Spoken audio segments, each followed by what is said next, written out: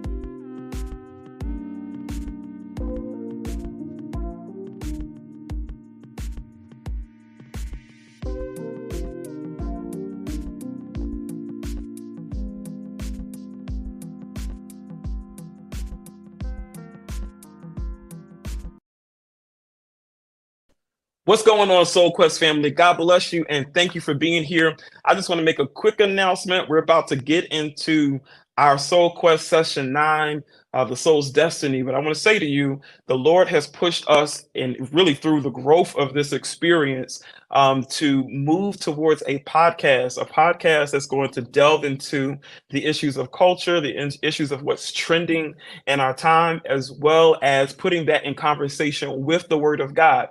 So today is going to be a little bit different. We're still going over the same texts that are in the workbook.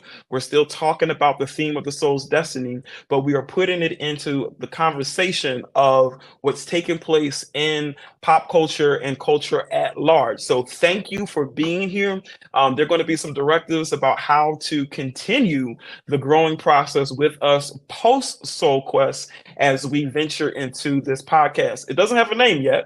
So we're still working on that, but hopefully by the time this airs or by next week, we will have a name pinned down for the podcast, and we're so excited. So the countdown video, the last one is about to go on right after I jump out of this space for just 1 minute, and then we're going to delve into this topic of the soul's destiny, putting that into conversation with Sha'Carri Richardson, as well as the issue of substance abuse. All right, substances. So it's a loaded conversation, but I believe it's going to be fruitful. Thank you for being here, and make sure you stick with us until the end of the hour.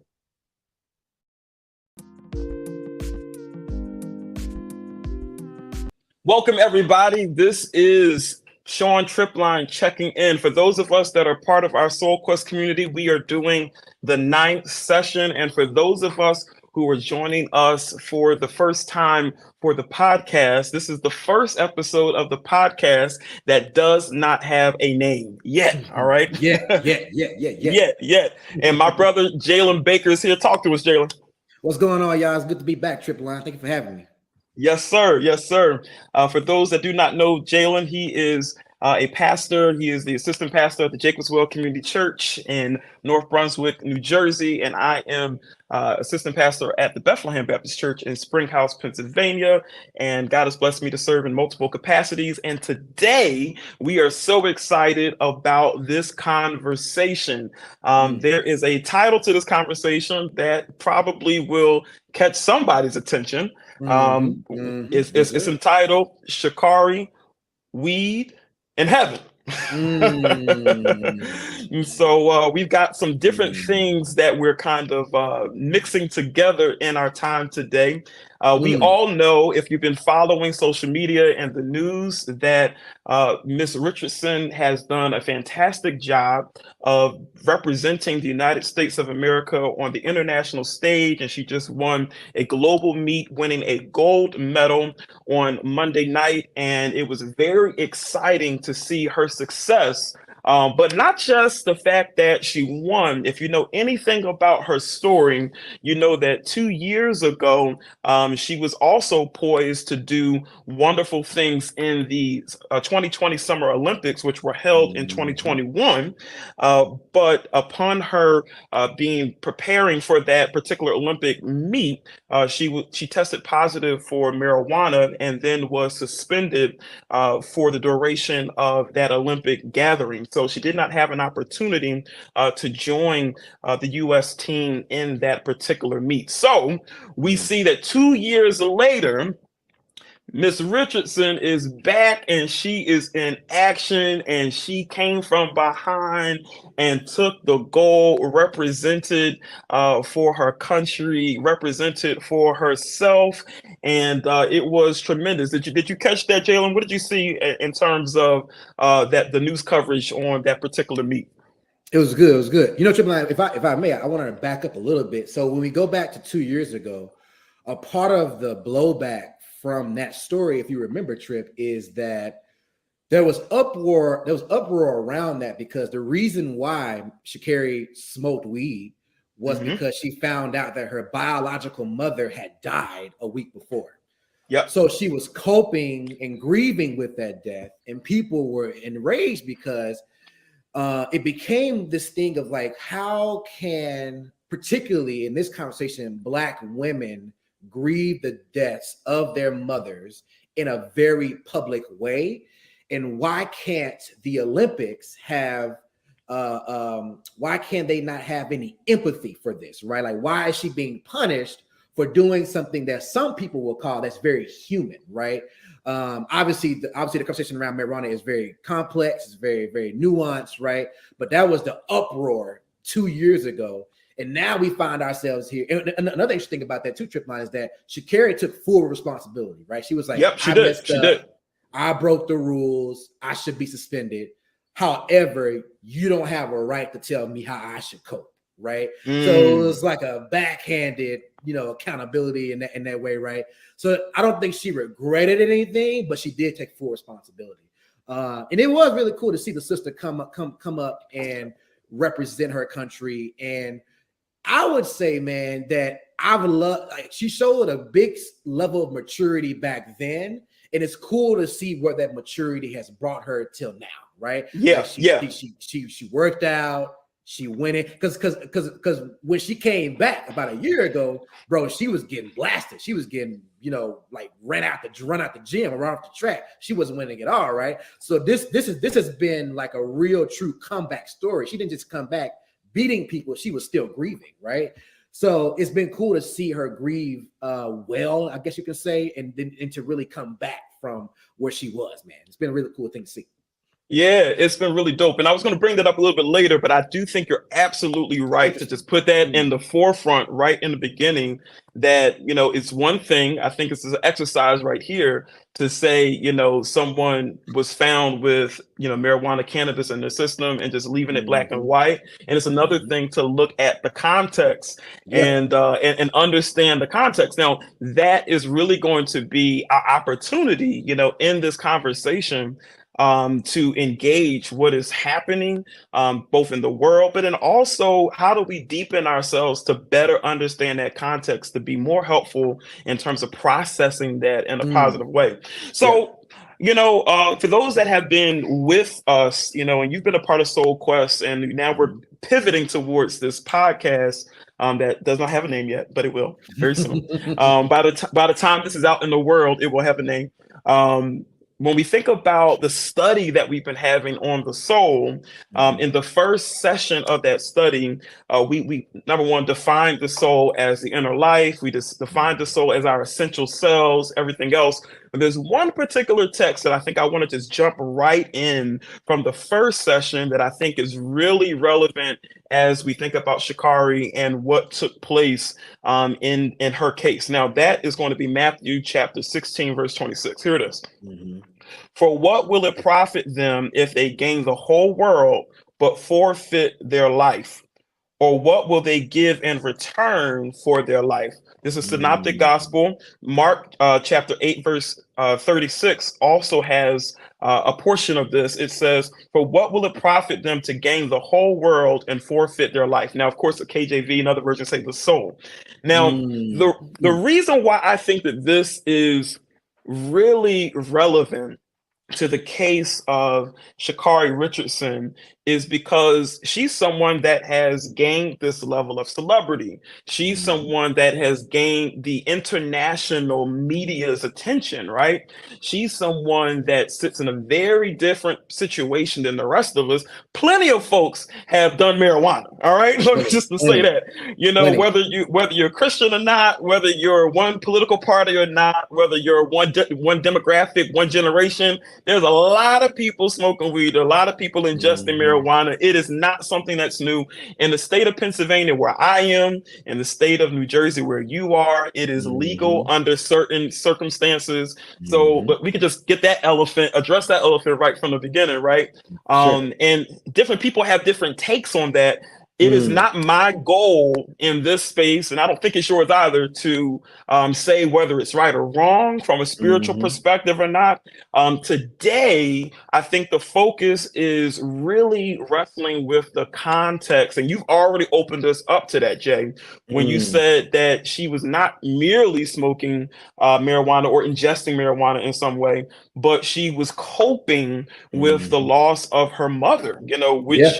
which is unthinkable, right? Mhm. And when Mhm. you put it in the context, it's like, okay, now I understand that there's more to this story than what perhaps the media will emphasize, right? Mhm. Mhm. So this text, what does it profit someone to gain the whole world and lose a soul? What does it have to do with her? Now, Mm. I'm going to read this quote that she gave after this most recent victory on Monday night.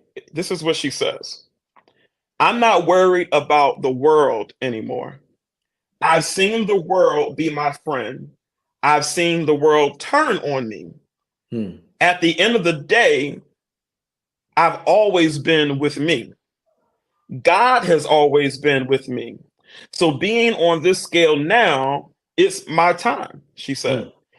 It's always been my time, but now it's my time to actually do it for myself. All right. So now, Jay, I'm Hmm. gonna ask you about the elements that I see. I'm just tell you what I see, and Mhm. you let me know if you agree with the correlation, the analogy. So Yeah.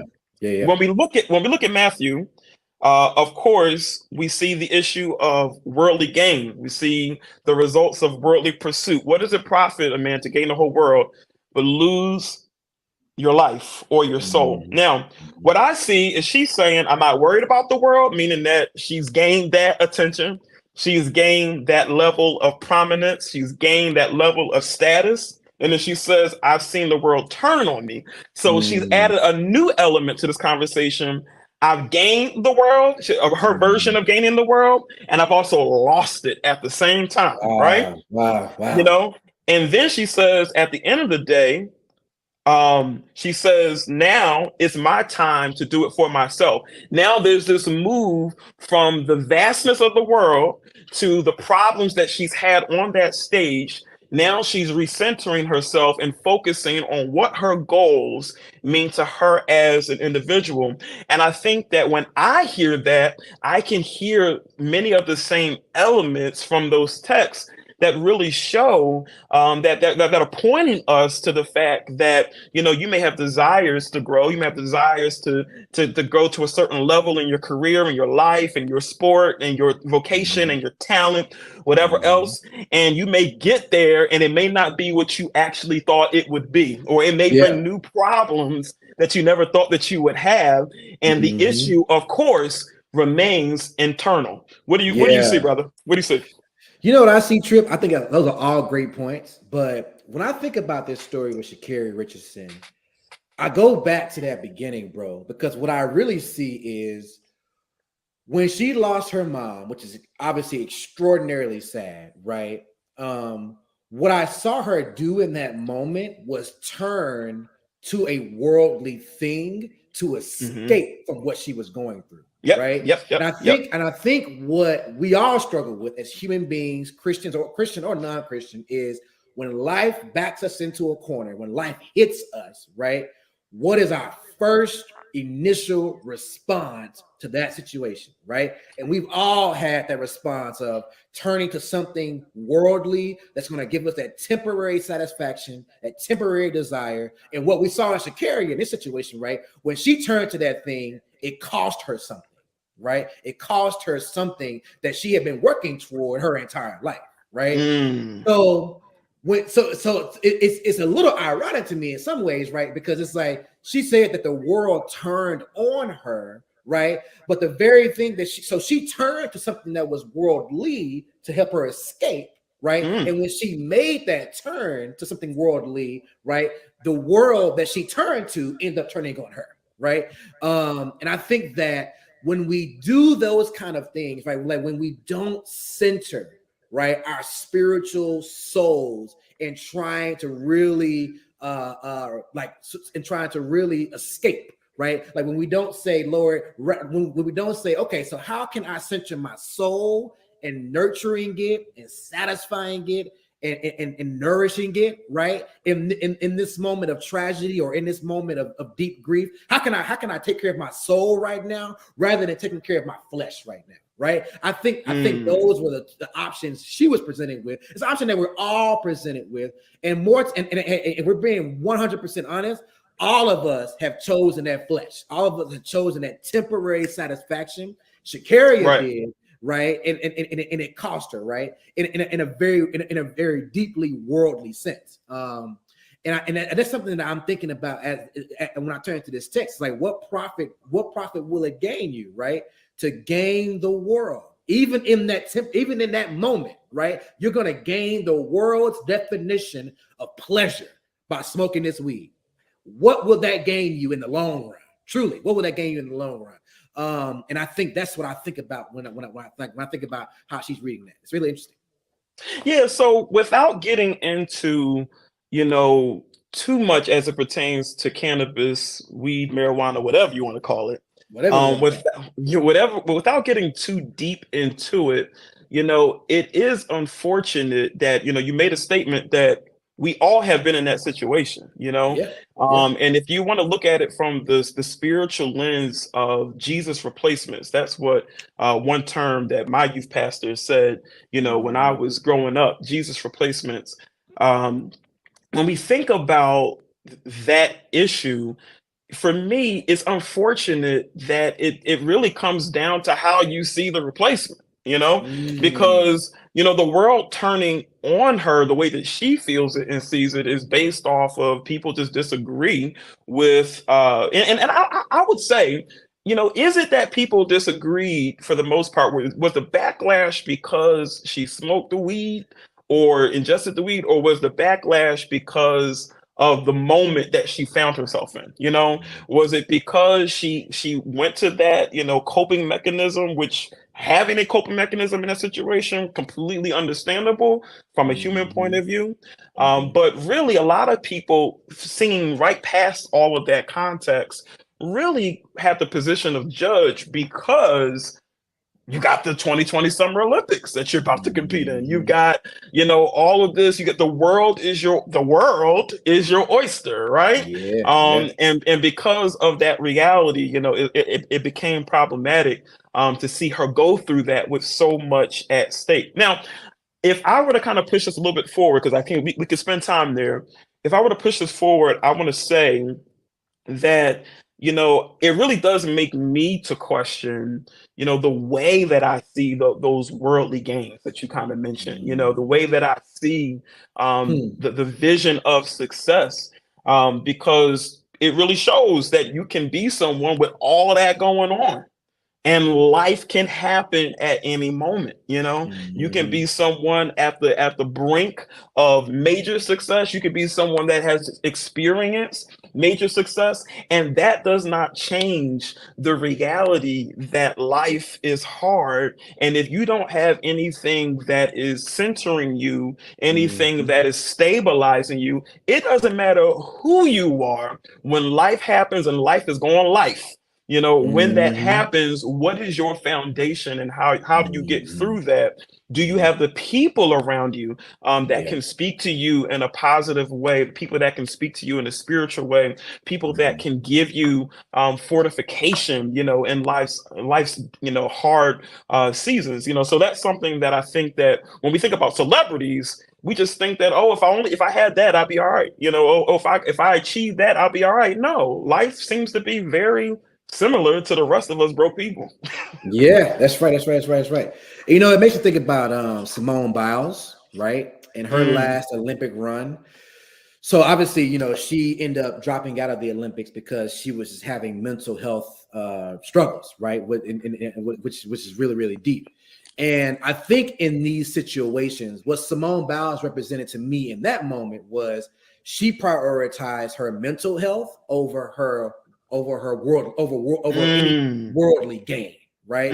She was mm, like, the worldly gain that I can attain by competing for a gold medal is not worth my sanity, right? It's not worth mm, my peace. It's not worth me going out here literally risking my life if I'm doing all these flips and these dangerous sort of gymnastic techniques not in the right mental framework. I could hurt myself, right? yeah. So it's like she looked at the worldly gain she could have attained, right, and said, you know what, it ain't worth it. You know what I'm saying? I have to be satisfied with what I've accomplished thus far, and what I can gain more. I have to put that on the back burner and focus on my own personal health and sanity. And I think that that's such a good sort of like quote unquote celebrity example of how one has to prioritize, right, their mental health, their spiritual health in light of even in the face of financial or worldly gain, right? God Mm, has so much more in store for us. God is ultimately in control over our lives and our future, right? So it's like whatever God has for us, God's not gonna block that thing just because we're prioritizing our spiritual health and the spiritual health of others, even, right? He ain't gonna just block our future because we're doing that. He's actually gonna be like, that's actually wise and sound judgment that I have given unto you, and I applaud you for using that wise judgment rather than chasing after something that you think will give you worldly success. that's great. I think that's powerful, brother. I think that's powerful. Mhm. So I wanna just piggyback off of that, because for those that are watching this via video, whether that be YouTube or Facebook, you can see behind me that there's this banner called Soul Quest. And I'm just saying that for those that may be listening via Spotify or somewhere else, that this is something that we have been on a journey in terms of digging deep and getting beyond the external things, and looking at the nature and the condition and the identity of the soul. And I think what you just mentioned about Simone Biles is so key, because yeah, she made that choice. She said, I can't do this right now. And just like Sha'Carri, I know I'm saying her name wrong all these times, but Shakira, just Shakira. like Sha'Carri, just like Sha'Carri, Yeah. the reality is that there was a decision, and her decision was, I'm going to move forward, and she went to her coping mechanism, which did not work out for her. But they both dealt with backlash. Okay, they Yeah, both ended it's up true. dealing with the media. They both had to deal with criticism, and Mhm. of course, as Black women in America, it's not going to be any easier given Yeah, their demographic having to deal with all of that criticism.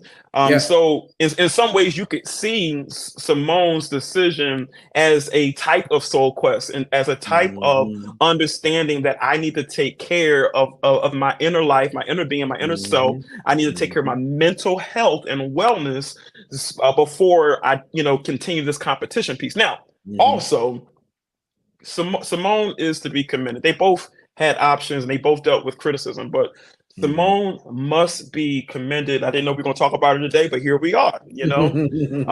She's married to a member of the Green Bay Packers, Ah, and loss. Her to her utter loss. To her utter loss. My God, my God. so for those of you that don't know, some of our tertiary identities,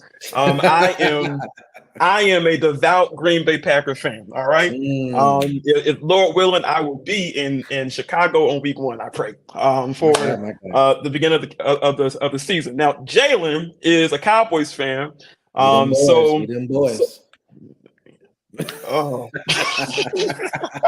Well, man, the haters gonna always exist, bro. Mm. The haters gonna always be out Oh there, bro. They always yeah. exist.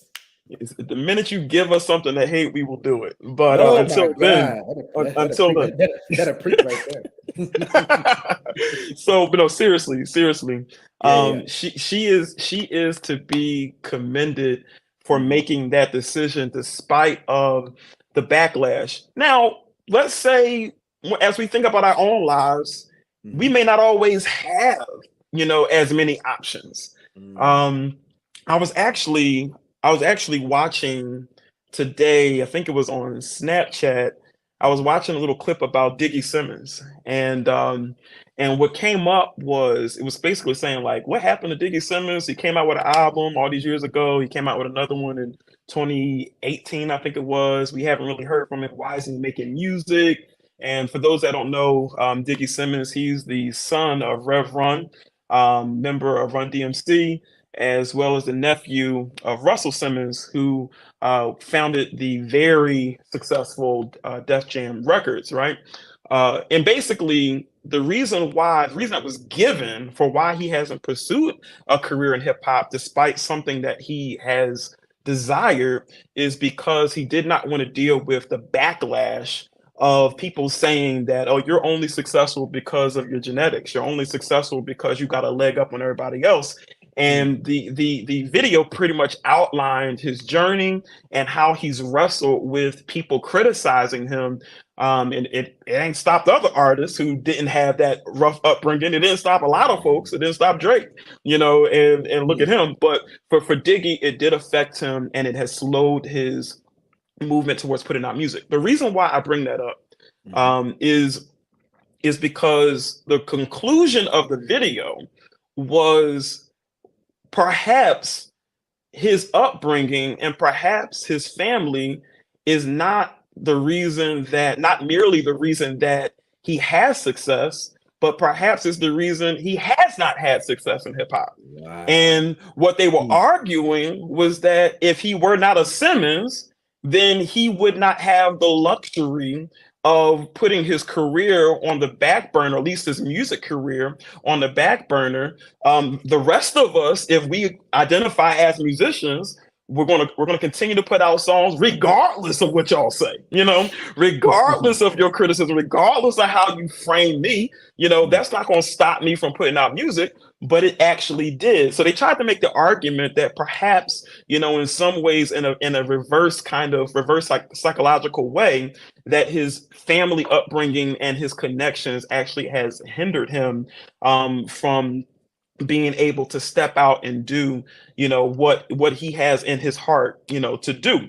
So, saying that, there's a struggle, within each of us as we try to contend with the elements of life. There's a struggle within each of us as we think about, what is holding us back, what are the circumstances that make life difficult and make life hard. And when I think about this particular study, where we're going today in this podcast, truly we have to just take it in. Life is difficult. Life is hard. Life Mhm. sometimes brings us to a place where we do not know how to handle, how to cope, how to make sense, how to find ourselves victorious. And I think that when we think about the issue of marijuana, when we think about various coping mechanisms, we have to contend with how do you cope? Mhm. How are you dealing? Like, how are you making it? I Mhm. mean, talk to me, brother. Like, what comes to you in terms of this issue of having to cope and finding peace, in life? Yeah, I think this is a very important issue. I mean, I think I've been dealing with this really on a personal level this week, right? Like things have been really frustrating and difficult on a few jobs on a few jobs that I have right now. I work multiple jobs, and it's come to my attention that this week I was thinking about, so what can I do just to take my mind off of what's going on at work, right? What can I do to take my mind off of it, right? Let me play Madden, let me watch TV, let me what is it? What is it, right? And I found myself being like, nothing I think about it can really satisfy my need to escape, right? Mm, It really can't satisfy it, right? So then, I've been brought to this low place. And usually at this time, when you've been brought to this low place, that's when your soul cries out and says, I need help. Like what mm, everything that I'm doing ain't working. And I was brought to this place where literally the only thing I said I haven't tried yet was pray. I literally said, I haven't prayed. wow. So let me pray. Wow. And I literally prayed and I just voiced my concerns. Like it reminded me of Psalm 142 when David was like, I cry out to the Lord. I love what he says, I pour out my complaints to him. Yeah, yeah. And I was like, Lord, I'm about to pour it all out. I'm about to pour it I'm out. about to pour it out. I'm about to make it rain. I'm about to make it rain up in this. I'm about to pour out these complaints. You know what I'm saying? And when you Yeah. go to the Hebrew, right? Complaint isn't meant in this sort of petulant way. What the original language sort of means, I'm about to pour out my troubled thoughts, right? So what's troubling your Mm, mind? I'm about to pour it all out, right? And as I was pouring it out and getting it out, right, the Lord was revealing to me the source of my frustration. He was mm. revealing to me the source of like why I was really angry and frustrated with things that's going on at work. And that's when God was like, I just need you to release this to me, like give this burden over to me, right? And I Mm, think what prayer can do for us is just bring clarity, right? It's like, so what became clear to me was I was frustrated with things that were beyond my control, right? I can't mm. control. There are certain things in these situations that I just cannot control. And God's like, bro, if you can't control them, why are you obsessing over them? Why are you worrying so much about them, right? Just do what you can do what you can control. Like, and one thing I asked God, I was like, Lord, give me wisdom. I cannot tell you how much I need your wisdom, God. And that's what God, okay, great. I got you exactly where I want you to hear it. Like that now, I just need, but see, the thing is though, right? The pursuit of wisdom is not just a one-time thing, right? If you want my wisdom, God was telling me, you gotta pursue it daily, right? You gotta Mm. come to me daily, and then it's gonna like sort of flow down like a river, right? You just can't go to the river and then go back into the woods. You gotta stay at the river. You gotta stay at the river, so it continues to flows through real easily, right? So yeah, I think for me, man, like when we think about coping, it really comes down to like, what are we doing to try to escape? And it's not to say that playing Madden, watching TV, hanging out with your friend, not to say any of those things are bad, right? But if you're relying on those things to solely get you through, that's where we get into trouble, I think, as human beings, right? Tim Keller has this thing where he says that when we talk about, like, Tim Keller believes that we make idols out of things, right? And he says Mm-hmm. when we make an idol out of something is when we say making an idol is when we say when we make a good thing an ultimate thing. right? Ah, So so it's good. like it's a good thing, an ultimate thing, right? So it's like eating ain't bad for you, but if you eat too much, it can be too bad for you, right? So it's Yes. like don't make anything an ultimate. The only thing that's meant to be ultimate in our lives is God. And so rarely in all of our lives, we turn to God first, right? It usually we don't turn to God. We turn to so many other things first, but we don't turn to God, right? And I think sometimes for me, I've had to sort of like come to grips with just because God doesn't change my situation right away doesn't mean that prayer doesn't work. Because what happened to me yesterday, literally when I was crying out to the Lord, God changed me. And because he changed me, I had a different outlook on my situation. So I think that's what comes to mind for me, man, when it comes to coping, right? I think that so often we can rely on these things that just gives us this temporary pleasure, but it doesn't fix anything. It doesn't fix us, and it sure enough doesn't fix what we're going through in life. Man, that is so good, brother. I'm with you. I'm absolutely with you. Mm-hmm. I feel like, you kind of have expressed like in life, you get to this place where, like you said, the last thing I tried was prayer. And sometimes Mm-hmm. life deals a hand of cards where it's like, I really don't feel like I have any other resources but God. I need God to Mm-hmm. come through now. I tried to Mm-hmm. do it my own way. Now I need God to come through. And I think the analogy of Diggy Simmons is contrast to that because he didn't pursue his career or has not pursued it to the fullest Mm-hmm. because he had options, right? Because he Yeah. has money, right? And Mm-hmm. for those of us like probably like Sha'Carri, who I'm still saying it wrong. It's fine. And you putting a little Philly twang on that joint. You know what I'm I'm putting saying? Philly twang on it. You know what I mean? I'm trying to take some ownership of my sister. You know what I'm saying? Make her part of my tribe. That's it. Doc. That's it. But for those of us who don't feel like we have options, and I think Yeah, that's where man. that analogy comes around. We find ourselves having to deal. Now, you said you used Tim Keller, which I think is helpful here. Don't make a good thing an ultimate thing, and I think that applies with just about everything in life. Mm. There are good things that can become Mhm. ultimate things, and the minute that become ultimate things, they're problematic. Our Yeah. families are good things, but they're not Wow. ultimate things. My God, my Our God, my God. our finances are good things, they're not ultimate things. The Yeah. reality is pretty much anything in life, Mm. it can be good in moderation.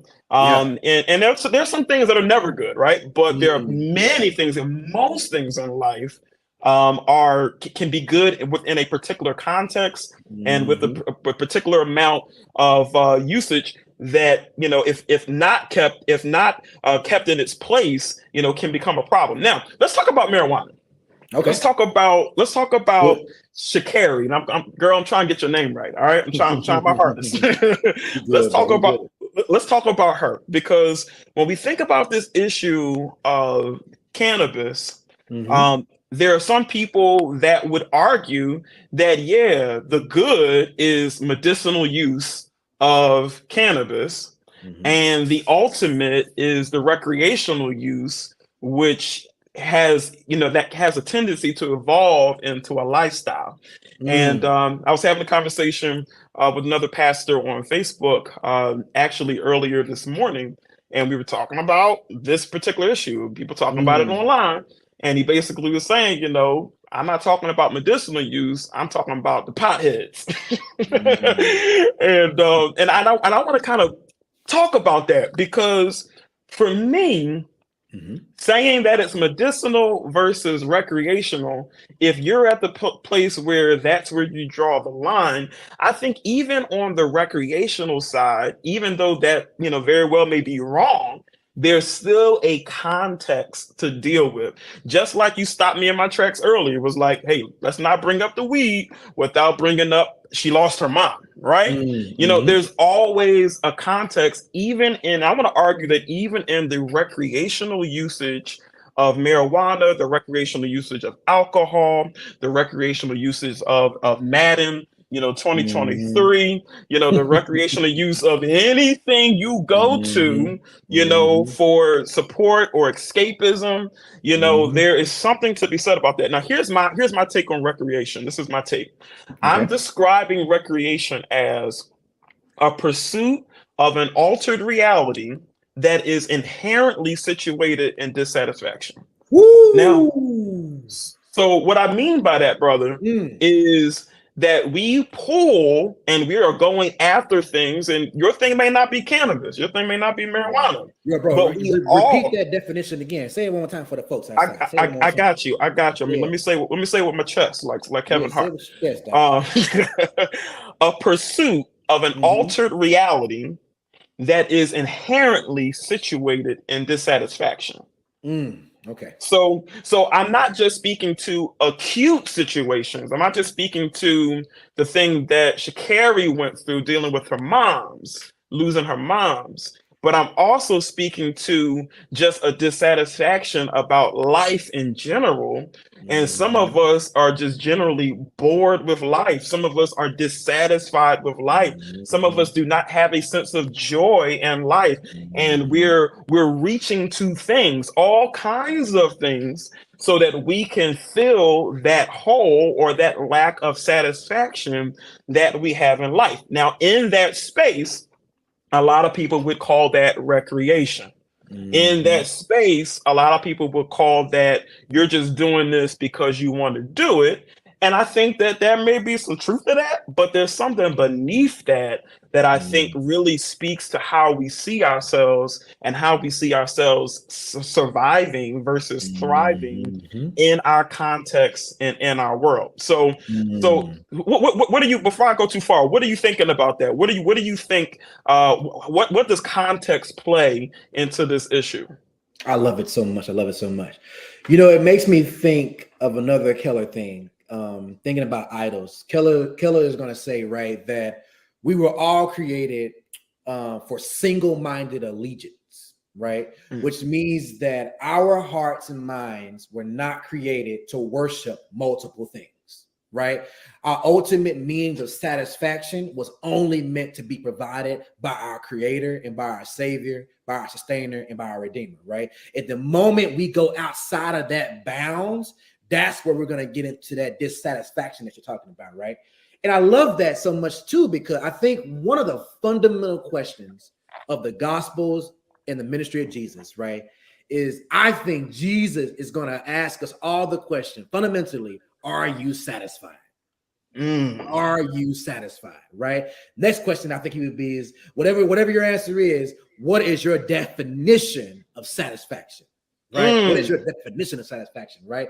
And then and Jesus he's having this dialogue with us, and at the end of the day, Jesus is going to say, I, as the ultimate end of creation, I, as God manifested in the flesh, have the true notions and definitions of satisfaction.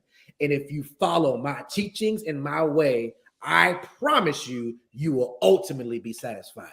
Now, he's not saying you ain't gonna go through nothing. He ain't Yep. saying you're not gonna go through any trials. He ain't saying life. He ain't saying your life gonna be easy. But in the midst of it all, there is a spiritual component to satisfaction that I can only bring and offer, and without me, you can't have that. Right. Yep. So I love that. I love your definition of the recreational. I think it really is getting to the root and just the fundamental nature of what the gospel and what the teaching and ministry of Jesus is getting at. Right. So I love it, bro. I love it. That is so good. That is so good. And for those that have been following, the series that we did before this, leading up to this podcast, and this in some ways has morphed into a podcast. In session 2, we delved deep into this idea of divine restlessness. And I think you mentioned Psalm 42, I believe earlier. 142, 142. You mentioned 142. Okay, Yeah, so yeah. in Psalm 42, since we in Mm-hmm. Psalms today, Uh-huh. it speaks to this issue of divine restlessness, and really the connection to 142 is they're both dealing with complaints. They're both lamenting, right? They're both grieved, Yeah, And in yeah, 40 yeah, and in 42, he says, "As the deer pants for the water brook, so my soul longs for you." But when you read the rest of that chapter, this brother is not doing well. The sons of Korah Mm-hmm. is not a good situation, and he's pointing to how people are ridiculing me, people are calling me out my name. People are treating me. People are looking at me. I look like a fool. I look crazy out here, Mm. and I'm supposed to be following you, Lord. Where are you? I need you. I need to have the reassurance of your presence in my life. And I think that when we think about that issue of divine restlessness, it kind of connects to your point that God created us, and there's something in the software of our souls that is Mhm. longing for God. Only Yeah. God can Mhm. fill that area of our Mhm. lives, and we Mhm. reach the other stuff, Mhm. because that's the human thing to do, right? That's a human thing to do. That's the rebellious thing to do, to try to Oh figure it out yeah. on our own terms. But Mhm. truly, God is the owner. He's the creator. He has the owner's manual. He is the one Mhm. that we need to go to. Now going back to recreation, Uh-huh. this issue of recreation, which basically says that in general, not just in the medicinal way, but in general, there's this inclination to think that now is not enough, that my present condition is not enough. I'm dissatisfied. I need to go a little higher. I Mm. need to binge something, whether that be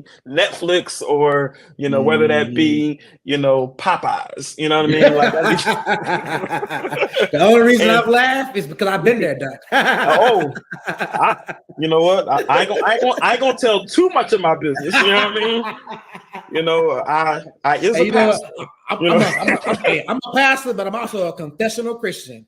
yeah, I'm right, a, right. I'm I'm a gonna tell the sinner. truth. I'm a sinner saved by grace, Doc. I'm a Tell the sinner saved truth, by man. grace. Tell the truth. I've been there. I've had a binge or Yeah. two in my day. You know what I'm saying? Um, That's right. and I'm gonna leave it there. You know what I mean? So I don't know if it's Netflix. I don't know for you. It might be Popeyes. I don't know for you. It might be a number of things. But the Oh, reality is we all oh have yeah. been there in one Oh. season or another. And I think the Mhm. scriptures that we intended, now we've gone all over, the ones that we Mm. intended to talk about today really speak to this as it speaks to the issue of eternity and Mm. destiny and Mm. heaven. And that text is 2 Corinthians 5:8. It says this: Yes, we do have confidence, and we would rather be away from the body and at home with the Lord. Now, Mm. what I am getting in this whole that Second Corinthians, that whole book is about reconciliation, reconciling us back to God, reconciling us one to another. Um, Truly, when we think about this speaking to us being at home with the Lord, that is something that we can really put into conversation with this issue of mental health, with this Mm. issue of wellness. The reason that we often fail so dramatically when we think about those binges and we think about how we misfire and go to things that we should not go to is that we're trying to make this life perfect, and we're Mm. trying to make this go the way we want it to go. But this verse is an indication that we probably need to change the way we even think about this life. We need to Mm. change the way we even frame this life, because if we view our heavenly home as truly our home, if we embrace the scripture that says that we are citizens of heaven and not merely citizens of the United States or Yep. Pennsylvania, New Jersey, Yep. Texas, North Yep. Carolina, wherever you're from, or whatever country Mm. you're watching this from, if we're Mm. not merely those things, but we're truly of God and from God, and our souls have been crafted and made in the image and likeness of God, then it should not be a surprise that there's a degree of dissatisfaction with one's life. It Mm. should not be a surprise that separated from God, we do not feel complete, and we feel like we need to do things so that we can feel complete. So being at home with the Lord for me indicates, that there's something about the way that I see my life that needs to be upgraded and changed, that I need to Mhm. accept the fact that Yeah. truly I'm longing for God, and one day I will be fully glorified in the presence of God, where there won't be Mm. that temptation or that desire to want to make things be That's right in right. my life. Yeah. You know what that reminds me of a little bit, and this is a bit of a tangent, but it reminded me of Whitney Houston, right? I remember Mm. Whitney said one time that when she was, because obviously Whitney, we all know the story of Whitney. She was on crack cocaine. That's something that she struggled with that addiction her entire life, unfortunately, all the way up until her death. But one of the things she said was, y'all, she said this to Clive Davis, actually. She said, Clive, because Clive confronted her and wanted her to go to rehab, all that kind of stuff. She said to Clive shared the story. She said to him, she said, everyone expects me to sing like an angel. In order for me to do that, I have to be with the angels up high, right? Which Mm. is but what Whitney, just thinking about what you said, right? She was putting her faith, right, not only in her talent, but she's also putting her faith in something that she believed could get her to this place that will allow her to sing with an angel, right? Or like an angel. Well, what I think Whitney failed to realize the entire time, right, is that God already saw her as one of her children. She didn't need to get higher, right? Mm. She didn't need to get any whatever, right? God saw her as simply her child. He created her in His image.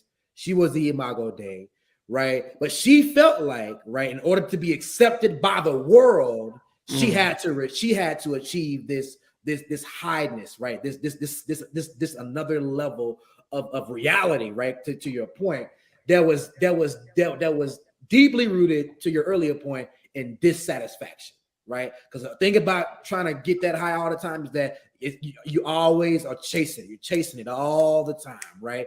Whereas with God, there is no chasing. God's like, I accept you. You are my child, right?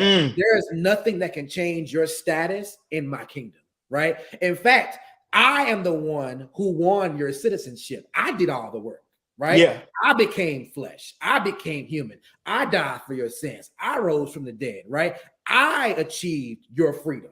So, right. So I've done all the work. You're set. Now all I need from you is your yes. I just need your yes, your allegiance, your obedience, and we're good. Like I'm going to show you the way. You know what I'm saying? So I think sometimes we can also be deceived into thinking that God does not accept us as we are, kind of like Whitney did it, I think, in some ways, right? Analyzing her life, when it was like, Whitney, baby, you're accepted, right? Like to anyone out there, you are accepted. You don't need to achieve any level of highness for the Lord to elevate you or for the Lord to advance you in His will, in His kingdom plan for your life. All you need to do to achieve God's will for your life is say yes and obey. And I think that's something that I was thinking about as you were talking to Trip. That's powerful, and you just put me onto some things in terms of her experience. But that's powerful. Just thinking about the fact that we are accepted, that we are as close to God right now than we ever will be. And it's not based upon our actions, it's not based upon our performance, but it's based on the fact that Jesus is our mediator and He's worked it out. There's an old Yes, gospel song that yes. says, "While you're trying to figure it out, God's He already worked already it he out." already worked it out, Doc. He already worked it out. You tiring yourself out, You tire yourself out. You running know in what I circles mean? for no reason when For he no already reason. fixed it. He already fixed it. Already fixed it. Wow. So that is so powerful for us to kind of wrap our heads around. But also, I'm going to add to your point in terms of where we wrestle with that personally. There is suffering in this life. you Amen. know Amen. there is the feeling we live in a broken world. The reason why when we talk about sin, we talk about it too narrow, and I think that when somebody hears a word about marijuana or cannabis, they immediately go to what's right and wrong about it, whatever else. And I understand that, I've done that. But truly, the bigger issue is the brokenness that we see in sin. That's Sin is good. not just an action, but it's also a state. Woo. It's not just something that we have done with our members, but it's also a condition in which we are dealing with. We are dealing with the state and condition of sin, the state and condition of brokenness, and we act that out in various Mhm. ways. But so there's a component of the broken world that we live in that we have to kind of in some ways just understand that there's always Mhm. going to be something wrong. There's Yeah. always going to be Woo, something incomplete. man, There's always, until we get back to heaven, like there's that's always good. going to be something. In Revelations 21, 3 and 4, it says this. And I heard a loud voice from the throne saying, see, the home of God is among mortals. He will dwell with them. They will be his peoples, and God himself will be with them. He Mm, will wipe every tear from their eyes. mm. Death will be no more. Yes, Lord. Mourning and crying and pain will be no more. For the Mm, first things have passed away. Somebody mm. slap your neighbor and say, first things. First things, Pastor. First things, man. Right now, First we're things, in the y'all. first things. We're in the Yeah, first things. yeah. This is the first thing. So I'm glad, Mm. that when I think about my life, this ain't the end. Yeah. It's good, Now is man. not forever. This is yet the Mm. first things. We're Praise walking through the God. Praise first things, God. and we Yeah. can look forward to one day he's going to wipe every tear from our eyes. So that lets me know Mm. that there are going to be some tears, there's going to be Mhm. some suffering, Yes, it there's going to is. be some hardness, Yeah. there's going to be the reality of pain, mourning, and crying. Mm. But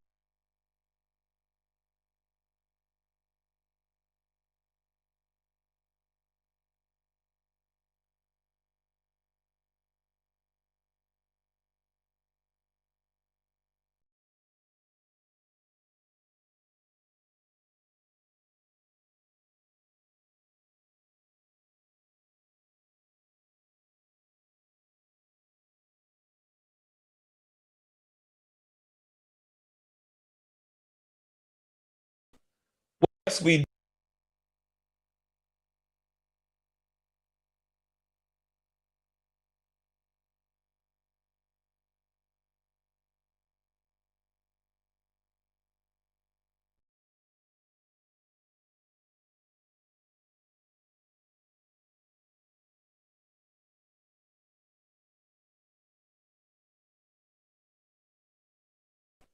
What's going on, North Yep. Carolina? So much. I think that, I mean, as I listen to you talk, I think that it really is such a, it really is, I would say, a weakness in the life, especially of the American church, right? In a very capitalistic sort of culture, right? Where we are compelled every single day by our culture to want to pursue happiness right now, right? Mm, Like we are compelled and we are convinced almost that our happiness, our heaven is right now on this earth, and and if you pull yourself up by your bootstraps, if you work really hard, you can achieve the American dream and live your wildest dream, your wildest yep, happiness, right? We're sold that, I feel like, yep, every single day by our culture, right? And that yep. is just not a heavenly perspective, right? Mm, That is not a heavenly mindset. And I you just think made you somebody point. mad. Oh my God, I know, I know. Hey, try Jesus, don't try me. You know what I'm saying? That part, yeah. Love that part. Hey man, don't hey man. You know, we're gonna leave it there. But I think that because we don't have that heavenly mindset, right? That can lead us astray. And I think Jesus, even though I just make that joke, Jesus really does want us to try him. You know what I'm saying? Like Mm, literally, Jesus is like, I really do want you to try it my way. Don't try it the American way. Don't try it your culture's way, right? Because ultimately your culture is going to get it wrong. It's like every culture in the existence of humanity, from generation after generation after generation, every culture has gotten it wrong. Every culture has had some form of slavery, exploitation, just oppression. Every culture has gotten it wrong, right? But what has withstood the test of time is Jesus, his yeah. word, and his majesty, and heaven, you know what I'm saying? So I think Jesus really does say, try me. Don't try this culture away because it's going to lead you astray. But try me, man. Man, your definition right there, your explaining that, I think, is so key. Try me, try Jesus, Mm, because when we define recreation as a pursuit of an altered reality, we have to realize that we are pursuing something. Now, I didn't realize you were gonna go. I didn't know you were gonna come for America real quick in there. But Always. to your point, life, liberty, and the pursuit of happiness is Yeah. what we are taught, that as Americans we Mhm. have the power and the privilege to pursue. And our definition of recreation, I mean, you feeding right into it, a Mhm. pursuit of an altered reality that's inherently situated in dissatisfaction. The Dissatisfaction. Yep. reality is we are pursuing a different reality, and Jesus is an invitation. He gives us an invitation. And try Mm. me. Come to Try me. me. If you are weary, Yeah. if you're heavy laden, Come unto come me. come unto me. Let me, Mhm. my burden is easy, my yoke is light. Like, come That's to right. me. Let me That's give you what scripture rest. says. Let me give you rest. Mhm. Let me give you You know what I rest. mean? Woo. Yes, You God. know, you look tired, You look worn out. you look like what you've been through. So so Jesus would come be to the me. one that tell us that. He tell, hey, Doc, you look like what you've been through, and it ain't You, too good. it ain't too good. So But don't you really, worry though. Don't you worry though. Sha'Carri, it took me a whole hour to get this right. All right. And I'm normally really good with names. Like, this is great. First episode, I'm tripping, right? I'm normally really good with names. So from her to Simone Biles, the wife of a Green Bay Packers player, to Diggy Simmons, to Whitney Houston, to Mm, those who are advocates for the American dream mm. and capitalism and everything else. Like, what Yeah. unites us all is that we are all pursuing something. We all are pursuing something and wrestling with that reality. Mm. So I'm grateful for this talk, man. I'm grateful for this Amen. space to just like dig into this, It's been a but beautiful also time. yeah, also speaking to what's going on, man. I'm Mhm. pumped up because this is really, I feel like this is really needed for me, at least. I hope somebody else, I Mhm. hope y'all feel the same way. Mm. I hope y'all It's feel the good. same way. So, one thing I want to say to our audience, we really want to hear from you in this process of delving into both culture as well as the Word of God. Let us know how you are processing the things that we talked about. We talked about a lot. We covered a lot of ground. From sports to Mm. substances to eternity. So I think Mm. that's a pretty full plate there. And I, on the way out, I want to say that if you're really wrestling with that substance piece, what my brother Jay just said, is very key. Jesus offered the substance. Mm. He offered us a substance in John Mm. chapter 4. We think about smoking weed and all the other stuff going back to a time after time. He looked to a woman at the well and said, I'm going to give you some living water. This is the Woo! substance I have for you. Yeah, yeah, And yeah, that yeah. substance is going to be so that you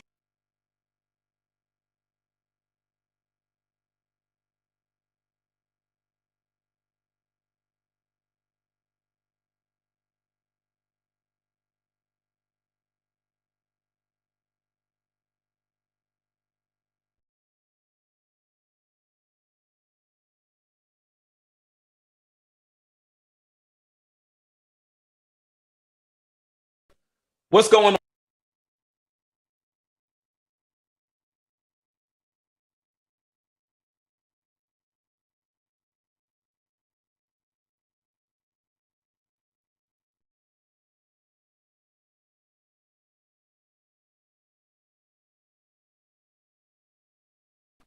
What's going on? Culture has had. Simone Biles full plate there. And I, on the way out, I want to say that if you're really wrestling with that substance piece, what my brother Jay just said, is very key. Jesus offered the substance. Mm. He offered us a substance in John Mm. chapter 4. We think about smoking weed and all the other stuff going back to a time after time. He looked to a woman at the well and said, I'm going to give you some living water. This is the Woo! substance I have for you. Yeah, yeah, And yeah, that yeah. substance is going to be so that you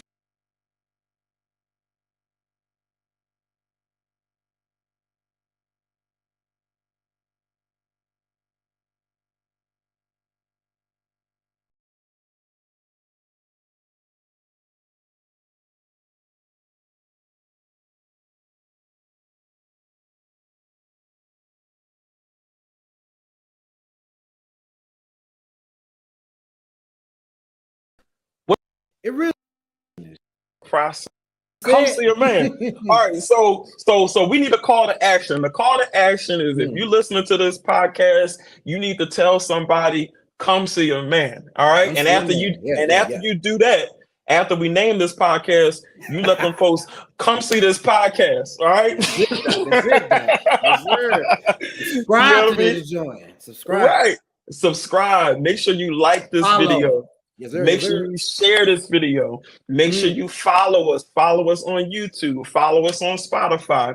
Follow us on Apple Podcasts. Wherever you are tuning in to this podcast, make sure you are tuning into the videos that are to come. We're going to be here every single week. That is our desire, to be in this space with you. We're going to build upon each and every one. And of course, this is the first episode. We're just getting started. All right. Just We're getting just getting started, man. started. So looking forward to this journey, brother Jay. Thank you so Hey, much for being here, it's man. fun, Trip. Anytime, y'all. Anytime. Let's go. All right, let's do this. All right, so everybody, thank you for tuning in. We will see you next week. This upcoming week, we will be in the virtual space on Wednesday, and then in the following weeks, we'll be in the virtual space on Thursdays. More details are coming. Make sure you stay tuned to all of the things that will be undergirding this adventure. Thank you for being here. We love y'all, and until next time, we will see you. Have a good one, y'all. See you later.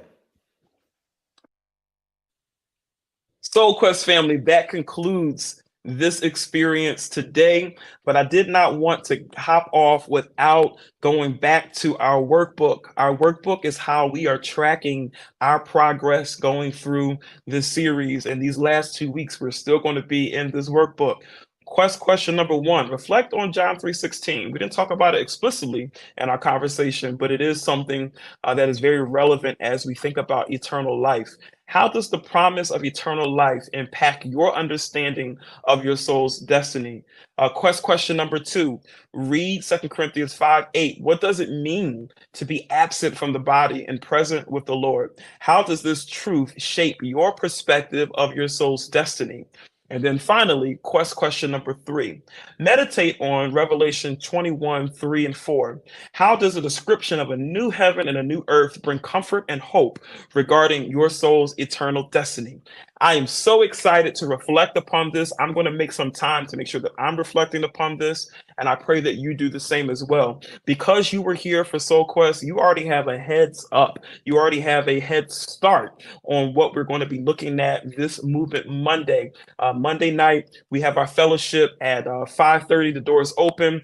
Dinner starts at 5:45, as well as our service at 7 o'clock. It isn't a long service, but it's an impactful service. And truly, this will be the kickoff of this podcast. Now, by then, the podcast will have a name. Make sure you are here for this kickoff Monday as we are kicking off all that God is planning for us in the days, weeks, months to come. It's going to be a powerful experience. We're here. Movement Monday is 712 Penland Pike in Springhouse, PA. If you've never been with us, this is the day that you want to be with us, because all of this will be culminating and coming together at that time, and it truly will be a blessing. You and your family and your friends will be blessed. Invite someone out to be with us on Movement Monday on Monday, August the 28th at 5:45 is when dinner will start. Doors will open at 5:30. I can't wait to see you. I can't wait to see faces that have been away and on vacation throughout the summer. We're back, and we're going to be back in action. We're going to be back doing what God has called us to do. Looking forward to seeing you then. Be blessed, be safe, and take care.